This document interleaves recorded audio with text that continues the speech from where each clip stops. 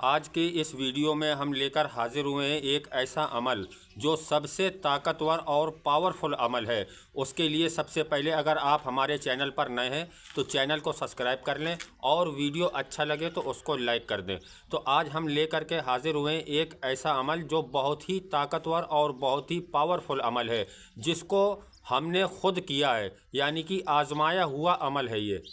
اور وہ عمل کون سا ہے؟ وہ عمل ہے کہ قرض کو کیسے ادا کریں۔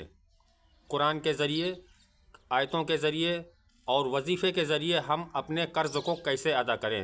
اور قرض ایک ایسی چیز ہے کہ اگر آپ 1 روپیہ دنیا میں کسی کا لے لیتے ہیں تو اس کے بدلے میں آپ کی نیکیاں آخرت میں اس کو دے دی جاتی ہیں۔ تو کوشش ہر مسلمان کو یہ کرنا چاہیے کہ اگر ہم دنیا میں کسی کا قرض لے لیں تو اس کو مرنے سے پہلے، دنیا سے رخصت ہونے سے پہلے ہم اس کا قرض ادا کر دیں۔ اور اگر ہم قرض ادا نہیں کرتے، ایک تو انسان کی بہت ہی کم نیکیاں ہوتی ہیں دنیا میں، زیادہ تر گناہ ہی ہوا کرتے ہیں، تو انسان گناہ سے ویسے بچتا رہتا ہے۔ اور جو آخرت میں چلے جائیں گے تو پھر ہمارے پاس نہ وہاں دولت ہوگی نہ پیسے ہوں گے۔ تو اس لیے جو پیسہ اور دولت دنیا میں چلتی ہے اس کو اگر ہم کسی سے لیں تو اس کو دنیا میں ہی ادا کر دیں۔ اور اگر کوئی شخص نہیں ادا کر پا رہا تو اس کے لیے آج ہم ایک وظیفہ لے کر حاضر ہوئے ہیں۔ اگر اس کو آپ کریں گے تو انشاءاللہ تعالی فائدہ ہی ہوگا۔ تو وہ کون سا عمل ہے آج ہم آپ کو بتاتے ہیں۔ وہ عمل یہ ہے کہ سورہ کوثر کا ایک عمل ہے۔ سورہ کوثر قرآن پاک کی سب سے چھوٹی سورہ ہے، اس کا عمل ہے اور بہت ہی طاقتور عمل ہے۔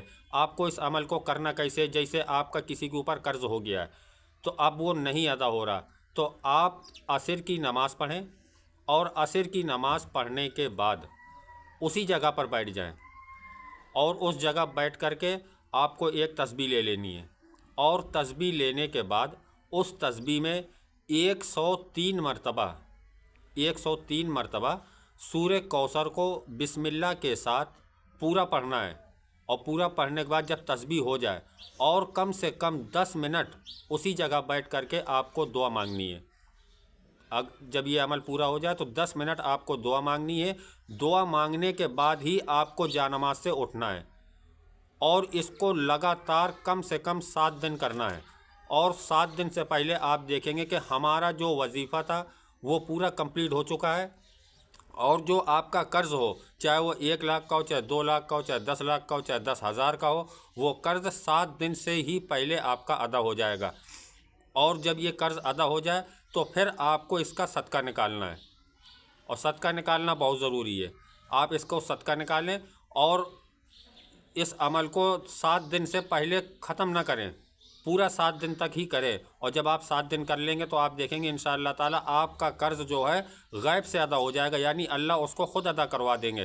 تو ہر مسلمان کو یہ کوشش کرنا چاہیے کہ ہم کسی سے قرض نہ لیں، اور لے لیں تو اس کو دنیا میں رہتے ہوئے ہم اس کو ادا کر دیں۔ تو اس قرض کے لیے ہی ہم نے یہ وظیفہ جو ہے آپ کو ڈالا، اور یہ ہمارا خود کا آزمایا ہوا ہے۔ اگر آپ کو یہ وظیفہ اچھا لگا ہو تو ہمارے ویڈیو کو لائک کر کے جائیں۔